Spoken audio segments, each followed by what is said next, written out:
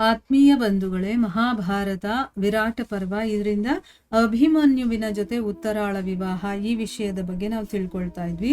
ಹೋದ ಭಾಗದಲ್ಲಿ ಅರ್ಜುನನ ಜೊತೆ ತನ್ನ ಮಗಳ ಮದುವೆ ಮಾಡಬೇಕು ಅಂತ ವಿರಾಟ ಇಷ್ಟಪಡ್ತಾನೆ. ಆದರೆ ಅರ್ಜುನ ಹೇಳ್ತಾನೆ, ನಾನು ಅವಳ ಜೊತೆ ರಾಣಿವಾಸದಲ್ಲಿ 1 ವರ್ಷದ ತನಕ ಇರಬೇಕಾಯ್ತು. ನಾನು ಅವಳನ್ನ ನನ್ನ ಮಗಳ ಹಾಗೆ ನೋಡ್ತಾ ಇದ್ದೆ. ಅವಳು ಕೂಡ ನನಗೆ ತಂದೆಯ ರೀತಿಯಲ್ಲಿ ನೋಡ್ತಾ ಇದ್ಲು, ಒಂದು ಗೌರವ ಕೊಡ್ತಾ ಇದ್ಲು ಗುರುವಿನ ಹಾಗೆ. ಸೊ ಅದಕ್ಕೆ ನಾನು ಅವಳನ್ನ ಮದುವೆ ಆಗೋದಕ್ಕಾಗಲ್ಲ, ಆದರೆ ನನ್ನ ಸೊಸೆಯನ್ನಾಗಿ ಮಾಡ್ಕೊಳ್ತೀನಿ. ನನ್ನ ಮಗನೂ ಕೂಡ ತುಂಬಾ ಬುದ್ಧಿವಂತ, ಶೂರ ವೀರ ಕೂಡ ಆಗಿದ್ದಾನೆ. ಅವನ ಹೆಸರು ಅಭಿಮನ್ಯು ಅಂತ.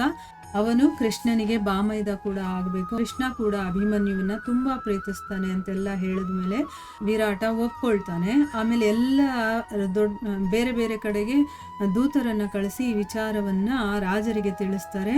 ಆಗ ರಾಜರೆಲ್ಲರೂ ಕೂಡ ಅಲ್ಲಿಗೆ ತಮ್ಮ ತಮ್ಮ ಉಡುಗೊರೆಗಳನ್ನ ತಗೊಂಡು ಬರ್ತಾರೆ. ಬಂದವರನ್ನೆಲ್ಲ ಅವನು ತುಂಬಾ ಒಳ್ಳೆಯ ರೀತಿಯಲ್ಲಿ ಸ್ವಾಗತ ಸತ್ಕಾರ ಮಾಡಿ ಅವರು ಉಳ್ಕೊಳ್ಳೋದಕ್ಕೆ ಎಲ್ಲಾ ವ್ಯವಸ್ಥೆಗಳನ್ನು ಕೂಡ ಮಾಡಿಕೊಡ್ತಾನೆ. ಮುಂದುವರೆದೇನಾಗುತ್ತೆ ಅಂತ ಈಗ ನಾವು ತಿಳ್ಕೊಳ್ಳೋಣ.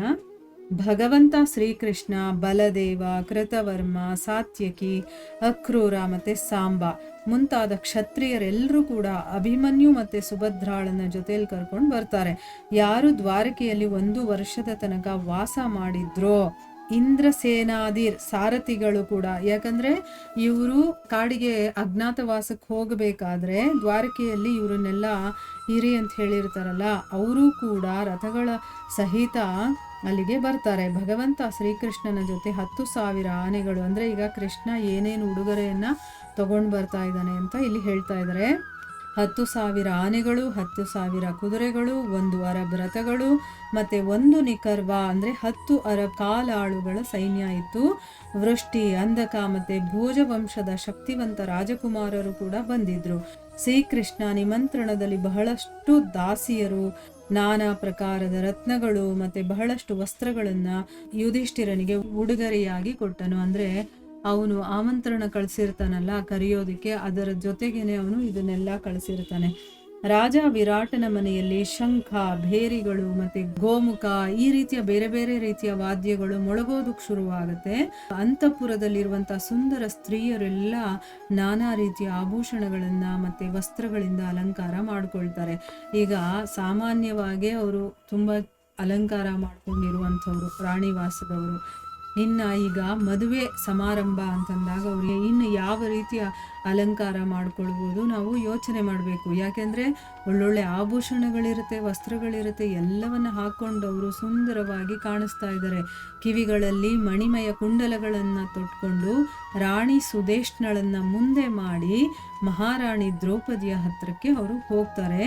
ಅವರು ರಾಜಕುಮಾರಿ ಉತ್ತರಾಳನ್ನು ಸೊಗಸಾಗಿ ಸಿಂಗಾರ ಮಾಡಿ ಅವಳನ್ನ ಎಲ್ಲಾ ಕಡೆಯಿಂದ ಸುತ್ತುವರೆದು ಅವರು ನಡ್ಕೊಂಡು ಬರ್ತಾ ಇದ್ರು.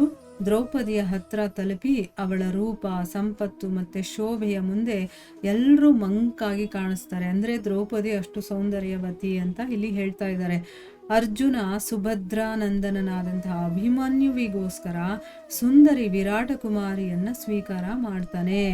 ಆ ಸಮಯದಲ್ಲಿ ಅಲ್ಲಿ ಇಂದ್ರನ ಹಾಗೆ ವೇಷಭೂಷಣವನ್ನು ಧರಿಸಿದ್ದಂತಹ ರಾಜ ಯುಧಿಷ್ಠಿರ ನಿಂತಿದ್ದ. ಅವನು ಕೂಡ ಉತ್ತರಾಳನ್ನ ಪುತ್ರವಧುವಿನ ರೂಪದಲ್ಲಿ ಅಂಗೀಕರಿಸ್ತಾನೆ. ಅಂದ್ರೆ ಎಲ್ರೂ ಕೂಡ ಅವಳನ್ನ ಸೊಸೆ ಅಂತ ಒಪ್ಕೊಳ್ತಾರೆ. ಆಮೇಲೆ ಭಗವಂತ ಶ್ರೀಕೃಷ್ಣನ ಮುಂದೆ ಅಭಿಮನ್ಯು ಮತ್ತು ಉತ್ತರಾಳ ವಿವಾಹ ಆಗುತ್ತೆ. ವಿವಾಹದ ಸಮಯದಲ್ಲಿ ವಿರಾಟ ಏನು ಮಾಡ್ತಾನೆ, ಪ್ರಜ್ವಲಿತವಾದಂತಹ ಅಗ್ನಿಯಲ್ಲಿ ವಿಧಿವತ್ತಾಗಿ ಹವನವನ್ನ ಮಾಡಿ ಬ್ರಾಹ್ಮಣರನ್ನ ಸತ್ಕರಿಸ್ತಾನೆ. ಮತ್ತೆ ವರದಕ್ಷಿಣೆಯಲ್ಲಿ ವರಪಕ್ಷದವರಿಗೆ ಗಾಳಿಯ ಹಾಗೆ ವೇಗವಾಗಿರುವಂತಹ 7,000 ಕುದುರೆಗಳು, 200 ಆನೆಗಳು ಮತ್ತು ಬಹಳಷ್ಟು ಹಣವನ್ನ ಕೊಡ್ತಾನೆ. ಜೊತೆನಲ್ಲಿ ರಾಜಕಾರ್ಯ ಮತ್ತೆ ಸೈನ್ಯ ಮತ್ತೆ ಖಜಾನೆ ಸಹಿತ ತನ್ನನ್ನು ಕೂಡ ಸೇವೆಯಲ್ಲಿ ಸಮರ್ಪಣೆ ಮಾಡ್ಬಿಡ್ತಾನೆ. ಅಂದ್ರೆ ಅವನು ಎಲ್ಲವನ್ನ ಸೋತ್ ಹೋಗ್ತಾ ಇದ್ದ ಅಂತ ಒಂದು ಸ್ಥಿತಿಯಲ್ಲಿದ್ದ ಅಲ್ವಾ. ಆದ್ರೆ ಪಾಂಡವರು ಏನ್ ಮಾಡಿದ್ರು, ಅವನನ್ನ ಉಳಿಸ್ತಾರೆ. ಕೌರವರು ಅವ್ರ ಮೇಲೆ ಯುದ್ಧಕ್ಕೆ ಬಂದ್ಬಿಟ್ಟಿರ್ತಾರಲ್ವಾ. ಸೊ ಅದಕ್ಕೆ ಏನ್ ಮಾಡ್ತಾನೆ, ಮಗಳನ್ನು ಕೊಟ್ಟು ತನ್ನ ರಾಜಕಾರ್ಯ ಆಗಿರ್ಬೋದು, ಖಜಾನೆ ಆಗಿರ್ಬೋದು, ಸೈನ್ಯ ಆಗಿರ್ಬೋದು, ಕೊನೆಗೆ ತನ್ನನ್ನೇ ತಾನೇ ಅವನಿಗೆ ಸಮರ್ಪಣೆ ಮಾಡ್ಕೊಳ್ತಾನೆ. ವಿವಾಹ ಸಂಪನ್ನವಾದ ಮೇಲೆ ಭಗವಂತ ಶ್ರೀಕೃಷ್ಣನಿಂದ ಉಡುಗೊರೆಯಾಗಿ ಸಿಕ್ಕ ಹಣದಿಂದ ಬಹಳಷ್ಟು ಬ್ರಾಹ್ಮಣರಿಗೆ ಅವನು ದಾನ ಮಾಡ್ತಾನೆ. ಸಾವಿರಾರು ಗೋವುಗಳು, ರತ್ನಗಳು, ವಸ್ತ್ರಗಳು, ಭೂಷಣಗಳು, ವಾಹನಗಳು, ಹೊದಿಕೆಗಳು ಮತ್ತು ತಿನ್ನುವಂಥ ಕುಡಿಯುವಂಥ ಉತ್ತಮ ವಸ್ತುಗಳನ್ನು ಅರ್ಪಣೆ ಮಾಡ್ತಾನೆ. ಈ ಮಹೋತ್ಸವದ ಸಾವಿರಾರು ಲಕ್ಷಾಂತರ ದಷ್ಟಪುಷ್ಟ ಮನುಷ್ಯರಿಂದ ತುಂಬಿರುವಂತಹ ಮತ್ಸ್ಯ ನರೇಶನ ಆ ನಗರವು ಬಹಳ ಶೋಭಾಯಮಾನವಾಗಿತ್ತು. ಆ ಒಂದು ಕಾರ್ಯಕ್ರಮದಲ್ಲಿ, ವಿವಾಹ ಮಹೋತ್ಸವದಲ್ಲಿ ಎಲ್ಲ ಚೆನ್ನಾಗಿದ್ರು, ದಷ್ಟಪುಷ್ಟವಾಗಿದ್ರು ಅಂತ ಹೇಳ್ತಾ ಇದ್ದಾರೆ ನೋಡಿ.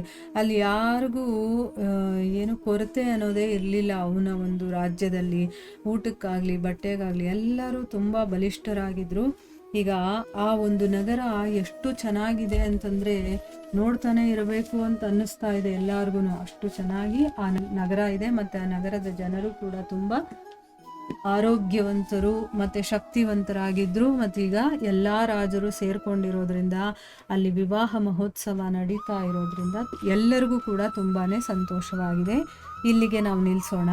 ಇಲ್ಲಿಗೆ ವಿರಾಟ ಪರ್ವ ಮುಗಿಯುತ್ತೆ. ಮುಂದಿನ ಭಾಗದಿಂದ ನಾವು ಉದ್ಯೋಗ ಪರ್ವವನ್ನು ತಗೊಳ್ಳೋಣ.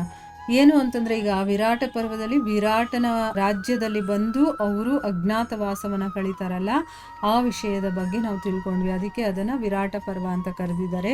ಈಗ ಮುಂದೆ ಅವರು ತಮ್ಮ ರಾಜ್ಯವನ್ನು ಪಡಿಬೇಕಲ್ಲ, ಅದಕ್ಕೋಸ್ಕರ ಏನೇನೆಲ್ಲ ಕೆಲಸ ಮಾಡ್ತಾರೆ ಅನ್ನೋದನ್ನು ತಿಳ್ಕೊಳ್ಳೋದ್ರ ಬಗ್ಗೆನೇ ಉದ್ಯೋಗ ಪರ್ವ ಅನ್ನೋದಿದೆ. ಅದನ್ನು ನಾವು ಮುಂದಿನ ಭಾಗದಿಂದ ಕೇಳೋಣ.